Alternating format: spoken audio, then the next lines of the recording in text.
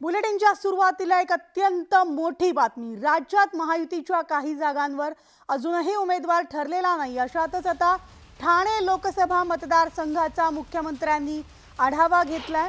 तर मुख्यमंत्र्यांच्या शासकीय निवासस्थानी बैठक पार पडली। ठाणे लोकसभेचा उमेदवार आज जाहीर होणार असल्याची माहिती मुख्यमंत्र्यांनी दिलेली आहे। या बैठकीला प्रताप सरनाईक, नरेश म्हस्के, रवींद्र फाटक, मीनाक्षी शिंदे यांच्यासह ठाणे लोकसभेतील अनेक वरिष्ठ पदाधिकारी देखील उपस्थित होते। आणि याविषयीचे अपडेट जाणून घेणार आहोत। आमचे प्रतिनिधी अजित मांढरे आपल्या सोबत आहेत। अजित, ठाण्यातील लोकसभा मतदारसंघाचा तिढा आज अखेर सुटणार का? जी बैठक आहे ती काल रात्री मुख्यमंत्र्यांच्या ठाण्यातील त्यांच्या खाजगी निवासस्थानी झालेली आहे।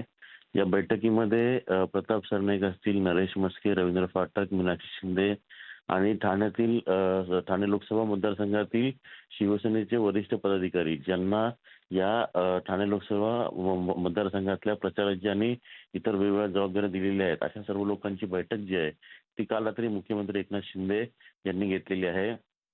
कशा रीतीने ठाणे लोकसभेमध्ये प्रचार झालेला आहे, प्रचार कुठपर्यंत आलेला आहे, प्रचार कसा केला पाहिजे, आणखीन काय त्यामध्ये करणं गरजेचं आहे, याचबरोबरीनं नरेंद्र मोदी यांची सभा जी आहे ती ठाण्यामध्ये होऊ शकते या शक्यता बाळगून त्या ठिकाणी काय केलं पाहिजे, कुठे सभा घेतली पाहिजे, अशा विविध गोष्टींवरती चर्चा जी आहे ती मुख्यमंत्र्यांनी केली।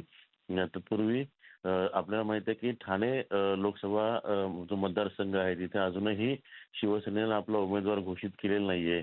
आज अगदी बरोबर। आणि त्यामुळे मुख्यमंत्र्यांनी म्हटलेलं आहे आज ठाणे लोकसभेचा उमेदवार जाहीर करणार आहेत। या सगळ्या घडामोडींवर आपलं लक्ष असणार आहे। तुर्तास धन्यवाद।